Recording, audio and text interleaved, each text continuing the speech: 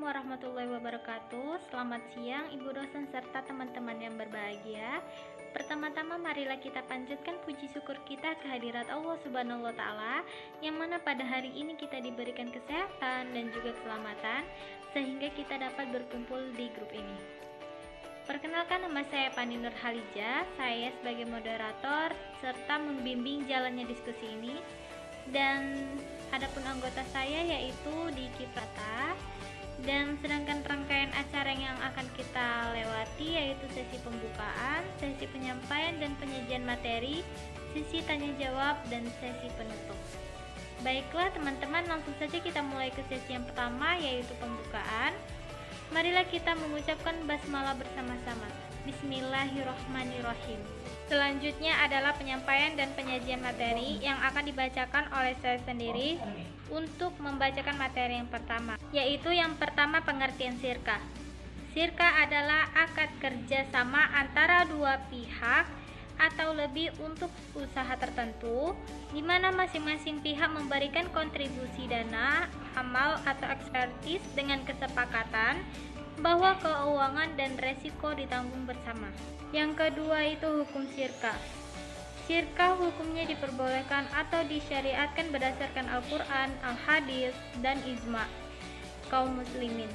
Dan berikut ini kami sebutkan dalil-dalilnya, diantaranya yaitu yang pertama Al-Quran dan firman Allah Ta'ala.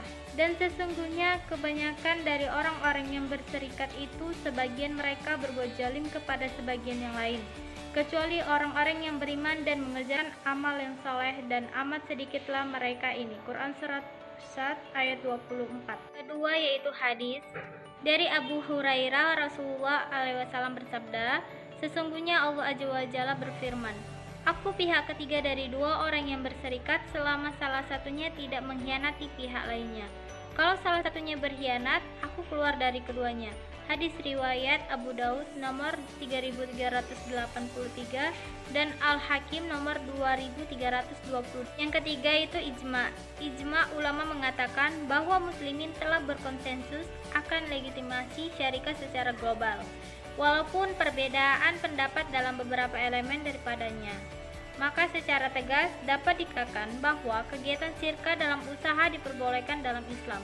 Sebagai dasar hukumnya telah jelas dan tegas. Yang ketiga yaitu rukun dan syarat syirkah. Rukun syirkah adalah sesuatu yang harus ada ketika syirkah itu berlangsung.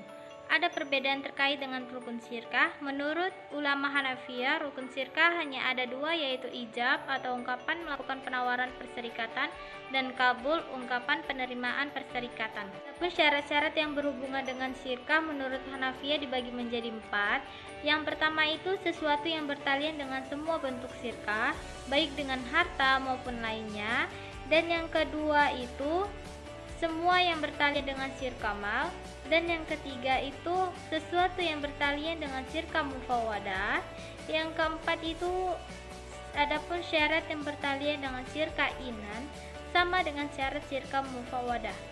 Untuk materi selanjutnya akan dilanjutkan oleh Diki Pranata. Kepada saudara Diki Pranata, saya persilakan. Assalamualaikum warahmatullahi wabarakatuh. Terima kasih kepada saudari Pani Nur Haliza. Saya Diki Pranata akan melanjutkan pembahasan materi kita tentang syirkah, yang sekarang adalah macam-macam syirkah. Yang pertama, syirkah amlak, yaitu perserikatan dua orang atau lebih yang dimiliki melalui transaksi jual beli, hadiah, warisan, atau yang lainnya.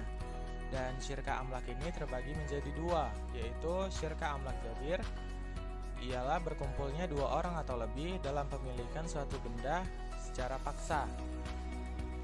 Yang kedua adalah syirkah amlak al-ihtiyar, ialah ibarat kesepakatan dua orang atau lebih untuk menyerahkan harta mereka masing-masing supaya memperoleh hasil dengan cara mengelola harta itu. Bagi setiap yang berserikat memperoleh bagian yang ditentukan dari keuntungan. Yang kedua, syirkah uqud, yaitu akad kerjasama antara dua orang yang bersekutu dalam modal dan keuntungan. Artinya, kerjasama ini didahului oleh transaksi dalam penanaman modal dan kesepakatan pembagian keuntungan.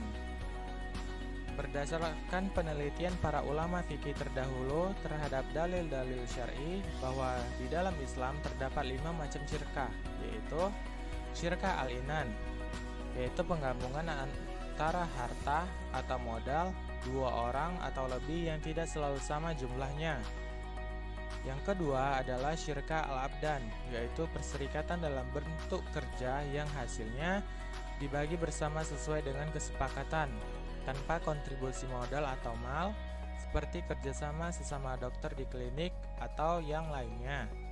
Yang ketiga adalah syirkah al-mudarobah, yaitu persetujuan seseorang sebagai pemilik modal atau investor menyerahkan sejumlah modal kepada pihak pengelola atau mudharib dalam suatu perdagangan tertentu, yang keuntungannya dibagi sesuai dengan kesepakatan bersama. Adapun kerugiannya ditanggung oleh pemilik modal saja. Yang keempat adalah syirkah al-wujuh, yaitu kerjasama antara dua orang atau lebih yang memiliki reputasi dan nama baik serta ahli dalam bisnis atau perserikatan tanpa modal. Yang kelima adalah syirkah al-muwafadah, yaitu kerjasama antara dua orang atau lebih. Setiap pihak memberikan suatu porsi dari keseluruhan dana dan berpartisipasi dalam kerja. Setiap pihak membagi keuntungan dan kerugian secara sama. Dan kemudian adalah hal-hal yang membatalkan syirkah. Ada dua, yaitu secara umum dan secara khusus. Yang pertama, sebab-sebab yang membatalkan syirkah secara umum. Yang pertama, pembatalan oleh salah seorang anggota serikat. Hal tersebut dikarenakan akad syirkah merupakan akad yang jais dan ghair lazim, sehingga memungkinkan untuk difasak. Yang kedua, meninggalnya salah seorang anggota serikat. Yang ketiga, murtadnya salah seorang anggota serikat dan berpindah domisilinya ke Darul Harb. Hal ini disamakan dengan kematian. Yang keempat, gilanya peserta yang terus-menerus. Karena gila menghilangkan status wakil dari wakalah, sedangkan syirkah mengandung unsur wakalah. Yang kedua, sebab yang membatalkan syirkah secara khusus. Yang pertama, rusaknya harta syirkah seluruhnya atau harta salah seorang anggota serikat sebelum digunakan untuk membeli dalam syirkah amwal.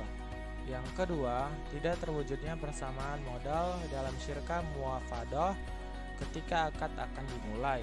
Hal tersebut karena adanya persamaan antara modal pada permulaan akad,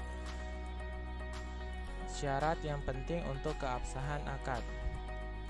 Baiklah, sekian video presentasi dari kami. Lebih dan kurang kami mohon maaf. Terima kasih. Wabillahi taufiq wal hidayah. Wassalamualaikum warahmatullahi wabarakatuh.